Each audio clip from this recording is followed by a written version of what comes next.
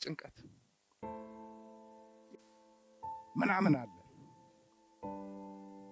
ፈሱን የሚፈሳም አለ። የሌለ ነገር የለም። በዛ ላይ ግድግዳው ሙሉ ቱሃን ነው። እንግዲህ ሳሉት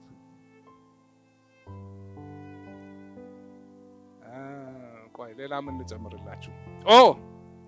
12 ሰዓት ይዘጋል። እስከ ጧት 12 ሰዓት ሽንት ቤት መሄድ የለም። ኮዳምናም 12 ሰዓት በፊት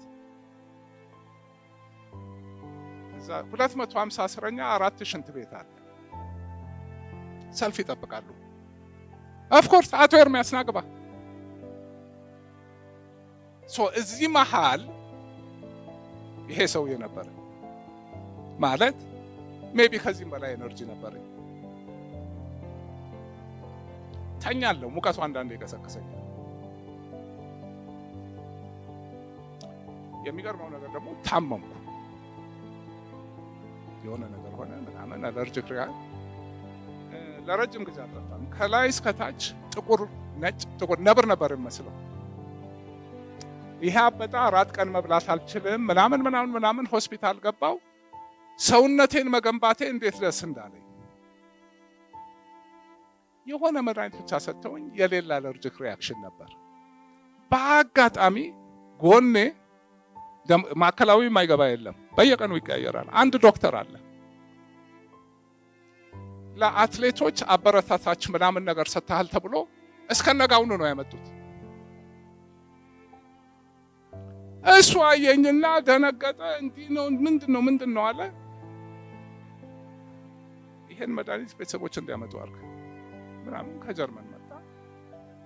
ለሙሉ ሳምንት በቀን 2 አይቪ ሰደኛል። እሱ እንደምንም ብለን አስገብተን ማለት ነው። ያ እስከሚመጣ እኔ ደግሞ ሰውነቴን አዳምጣለሁ። ከባድ ፈታኝ ነገር እንደያዘኝ ገብቶኛል። መድኃኒቱ ምንድነው? አልበላም። ሰውነቴ ራሱ እንዲከላከል የገነባሁት ነገር ነበር። ኤኒዌይ የተወሰነ ጊዜ ዳንኩኝ። ግን በቃ ቆዳዬ ላይ ለረጅም ጊዜ ነበረ። አሁን ከዚህ ቀጥሎ እንግዲህ ምን የባሰ ነገር መሳል ትችላላችሁ? አውቄ ነው እኔ የምሰጣችሁ። ከዚህ ቀጥሎ ሞት ነው አይደል? ወንጀል ሰርታችሁ ቢሆን እዛ ነው የምትወረወሩት አይደለም? የሚገላችሁ የለም በቢዝነስ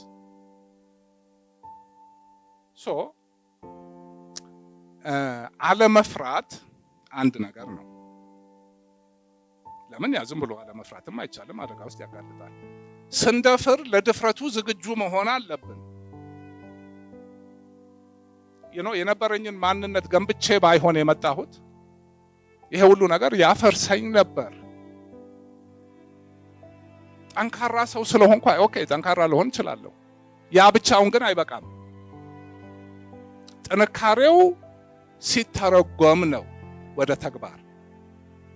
ሰውነታችን ስንገነባው፣ አይምሮአችንን ስንገነባው፣ ሚዛችን ከውስጣችን ሲሆን ከውጭ ሳይሆን። እኔ አሁን ሰው ስለኔ ምን አለ አይመለከተኝም። ሶሻል ሚዲያ ምንም አይነት ፕሬዘንስ የለኝም። እኔ የሚያሳስበኝ እኔ ስለ ራሴ ምን አስባለሁ ነው።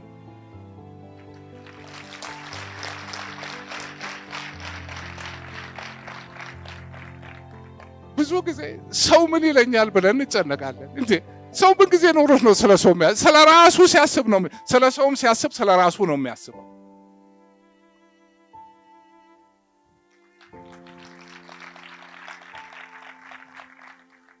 ሰው አይምሮአችን እንዴት ነው የምንገነባው? አንደኛ እንዴት እንደሚሰራ መረዳት። ምንድነው አይምሮአችንን የሚነዳው? ናቹራል ሶፍትዌሩ ማስተር ፕሮግራሙ ምንድነው የሚለው? ይሄ ነገር ዳታው መጥቶ እኛ በዳታው ተያይዘን እዚህ ጋር መቀየር የምንሞክረው ነገር ምንድነው? ይሄ ሲስተም የተወሰኑ ቅድም ያልኳቸው ፊዚካል ኦፕሬቲንግ ሞዶች አሉ። ጾም ሲኖር whatever አይምሮአችን ምን ሞዶች አሉት? ዲፎልት ፕሮግራም ሲከፈት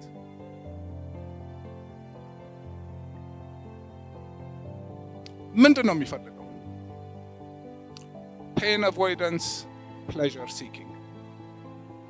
ለምን? ድሮ ፔን አቮይደንስ ማለት መጠንቀቅ፣ አለመሞት፣ አለመበላት ምናምን ስጋት ነው ትልቁ ነገር። ፕሌዠር ሲኪንግ ለምን? መብላት ስላለብን ምግብ እንድንወድ በቃ ምግብ ፈልገን እዚህ ጋር ያስፈልገናል ብለን አንበላም ምግብ